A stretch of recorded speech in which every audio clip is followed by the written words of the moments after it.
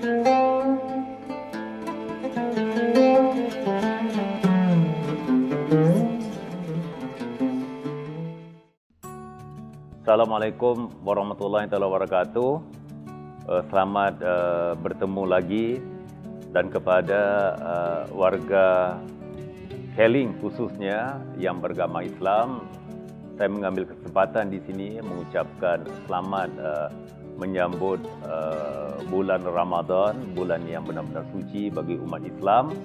Dan kalau kita menceritakan tentang Ramadan ini, memang kalau terjemahan dalam bahasa Arabnya Ramadan ataupun Ar-Rahman, yang bermaksud kering, yang benar-benar kering dan panas, ya. Jadi kalau kita perhitungkan di sini dalam keadaan bulan yang cukup panas ini, kita mengambil dalam sisi positifnya lah, bahawa diibaratkan sang matahari yang akan menerbitkan cahaya untuk masa depan yang lebih cerah dan gemilang, ya.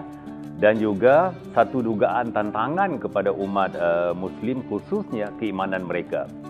Jadi saya tahu, kita semua faham bahawa Ramadan ini banyak kejadian-kejadian yang bisa dijadikan satu pelajaran, kejadian-kejadian yang mulia yang terjadi pada bulan Ramadan. Seperti contoh yang pertama, kita faham bahawa ayat Quran diturunkan pada bulan Ramadan, iaitu Al-Alaq ayat 1 hingga 5. Diturunkan dalam bulan suci Ramadan ini. Jadi kalau kita lihat dalam surah Al-Alaq itu, Iqra bismi rabbikal ladzi khalaq. Jadi ayat ini banyak-banyak ulama sepakat mengatakan bahawa ayat itu dia menjuruskan kepada ilmu, di mana kita faham bahawa Rasulullah kita sallallahu alaihi wasallam apabila disuruh bacalah kamu wahai Muhammad, Rasulullah tidak bisa membaca kerana di saat itu Rasulullah tidak mengerti. Jadi ilmu ini Bapak Ibu amat penting. Jadi ilmu dan ayat Quran ini diturunkan pada bulan Ramadan. Dan kita juga faham dalam bulan suci Ramadan ini terjadi Perang Badar. Perang Badar ini satu peperangan yang dimenangi oleh kaum Muslim dengan tentera yang terlalu sedikit, yang tidak berapa well prepared, iaitu kaum Muslim dengan memiliki tentera sebanyak 313 orang berlawan dengan kafir Quraisy dengan 1000 orang. Tetapi di saat itu mereka berperang dalam keadaan keimanan yang penuh dengan bersungguh-sungguh. Umat Islam meyakininya bahawa sesinggahnya kalau mereka meninggal, wafat dalam peperangan itu, mereka akan mati syahid. Dan mereka berjuang bersungguh-sungguh dan mereka tidak boleh kalah. Sebab ini adalah satu peperangan yang amat penting buat umat Islam. Kalau kalah, maka tercemarlah imej agama Islam di saat itu. Jadi satu komitmen yang begitu kuat sekali dalam Perang Badar ini. Walaupun 313 lawan dengan 1000 orang. Sebelum itu kita juga sudah faham dalam sejarah Islam ini mengatakan sebelum peperangan ini terjadi 1 lawan 1. 3 pendekar Islam berlawan dengan 3 pendekar daripada Quraisy, one on one, kata begitu, ya. Jadi kita faham bahawa tentera Muslim yang dipilih pamannya Rasulullah, iaitu Hamzah bin Abi Talib, ya. Ali bin Abi Talib, walaupun Ali waktu itu masih kecil lagi, siap, anak muda siap, ya, dan Ubaidah.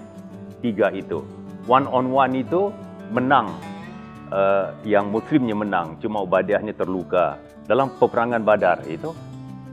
Pada terjadi dalam bulan Ramadan juga salah satu peristiwa yang penting juga adalah Rasulullah diangkat menjadi Rasul dalam bulan Ramadan. Dan juga Mekah ditawan oleh kaum Muslim dalam bulan Ramadan.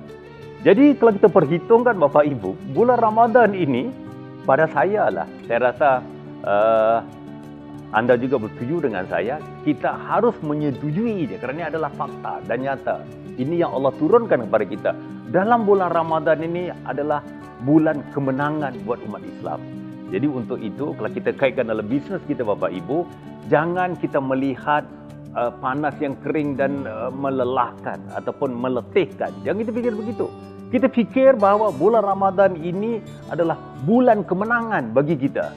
Jadi pastikan operasional kita, bisnes kita yang kita lakukan mengikut sunnah Rasulullah ini berterusan, dan insya-Allah ya kita akan benar-benar menikmati kemenangan sebagaimana yang telah ditunjukkan oleh Rasulullah dan para sahabat di dalam bulan-bulan Ramadan yang suci ini.